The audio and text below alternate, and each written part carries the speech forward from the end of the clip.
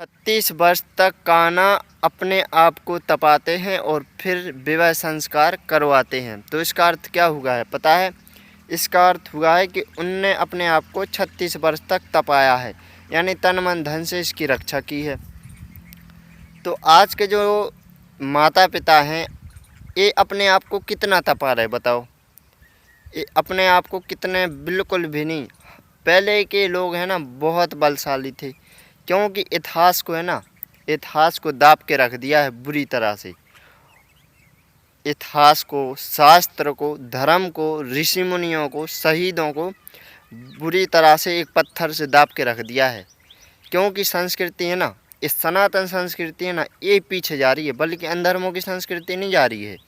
तो कुछ लोगों ने हमसे प्रश्न किया था कि उसका कविता का अर्थ क्या है। तो कृष्ण भगवान बता रहे, वो जिसने वो मित्र ने एक कविता बनाई थी, तो वो बता रहे कि कान्हा 36 वर्ष तक अपने आप को तपाते हैं, इसके बाद वो अपना विवाह संस्कार करवाते हैं।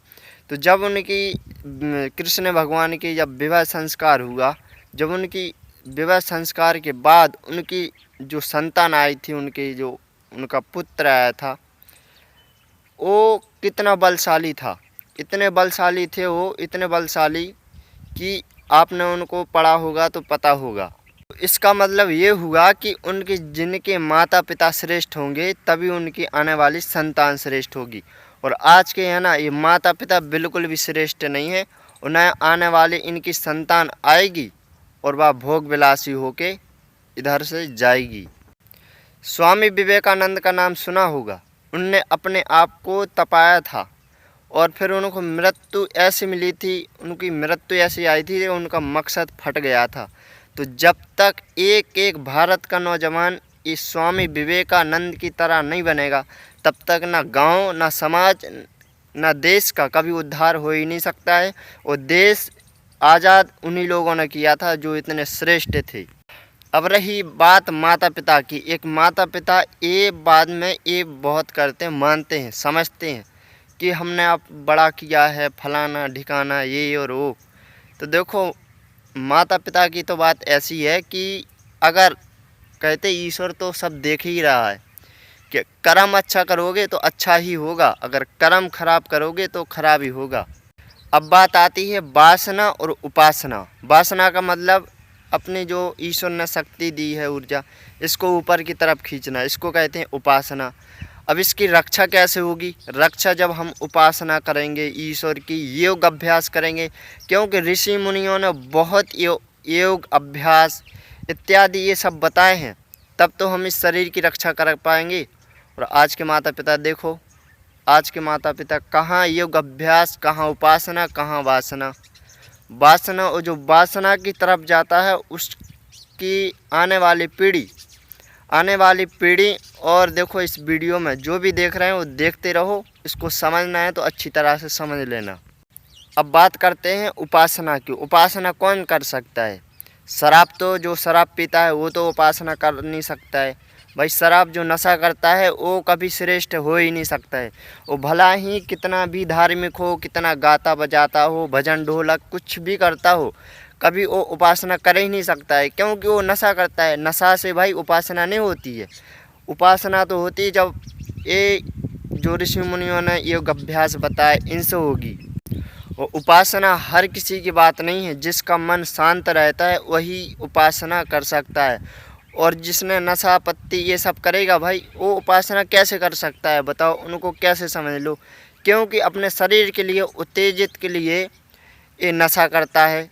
मानो कोई शराब पीता है तो भाई वो उपासना क्या, वो तो वासना में जाएगा ना, इस गंदगी में जाएगा। उसको तो एक पशु, जैसे पशु जीते हैं ना, ऐसे जीना पड़ेगा।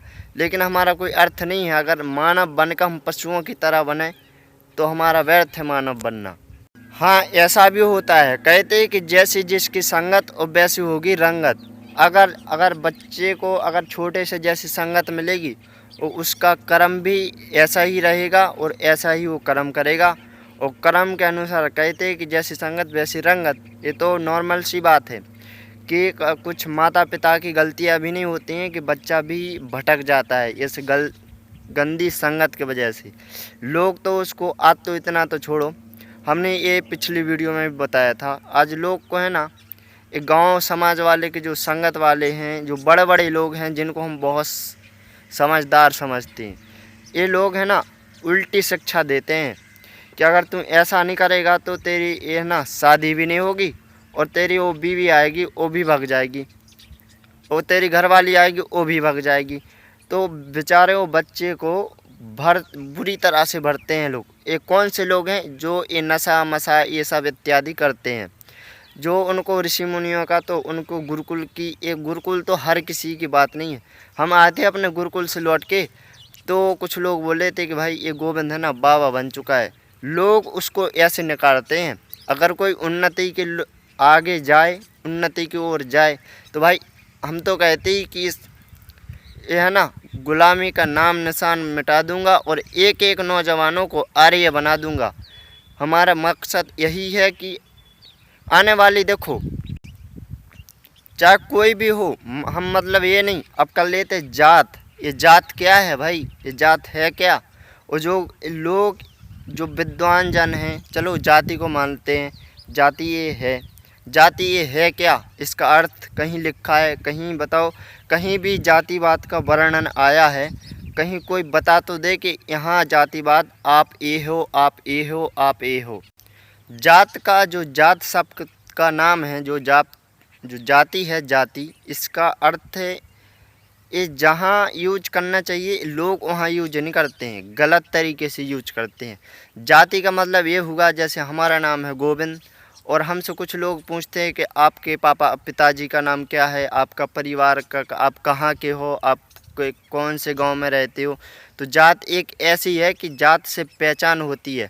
जैसे मानो कि हम कहीं कुछ कार्य कर रहे, काम कर रहे, वहाँ से हमने चोरी पट्टी की है, तो भाई अगर उसकी जात, उसका नाम, उसका कुछ भी पता नहीं होगा तो कैसे पकड़ा जाएगा? वो मानो कि इधर 10 आदमी का हत्या करके गया, वो पकड़ा कैसे जाएगा? तो ये नाम है ना इसीलिए रखा गया है कि हम हमारी पहचान के लिए। लेकिन उसको जात हम तो नहीं मानते कि जात क्या है, क्योंकि जो धर्म के मार्ग पर चलता है उसकी कोई जात नहीं होती है। और हमारा काम तो यही है कि हम तो जो हम रहने वाले हैं जहाँ के, हम बुंदेलखंड के रहने वाले हैं। बुंदेलखंड के आज जितने जी बच्चे हैं, जितने ये नशा में लटक गए हैं, हम इसलिए पार हो गए कि हमें एक तो छोटे से ही लगन है ये धार्मिक। ऐसे है ना, जब छोटे थे, जब हम तो ऐसे ही, जो हमारे पिताजी थे और हमारे जो चाचा माचा थे, ये ऐसे ही भजन कीर्तन करते थे, तो हमें ये धार्मिक की ये छोटे से ही लगन है। और धार्मिक उसको नहीं कहते हैं कि ये ढोल नगाड़े बजाता है, तो धार्मिक उसको नहीं कहते हैं कि ढोल नगाड़े बजा लो और मनमानी के कर्म कर लो, उसको धार्मिक नहीं कहते हैं। छोटे से ही लगन है ऋषि मुनियों की, क्योंकि छोटे से ही ऐसी। लेकिन एक कुछ समाज में आज जो भी नौजवान भटक रहे, आज जितने भी देखो केस लग रहे हैं हिंदू पे, जितने भी हिंदू लड़के लड़कियों पर जो केस लग रहे हैं ना, और ये बदनामी, ये जो जिस नाम पर बदनामी लोग निकालते हैं, तो ये वो लड़का लड़की की कोई भी गलती नहीं है, क्योंकि वो समाज, वो गांव, वो पूरा कहते कि जिस राष्ट्र की संस्कृति बिगड़ जाए उसके गांव नहीं बच सकते हैं। तो हमारी राष्ट्र की संस्कृति बिगड़ चुकी। तो आने वाली, पहले तो क्या है, इस सिटी में सिटी बिगड़ रही, सिटी से देहात गांव बिगड़ रहे हैं।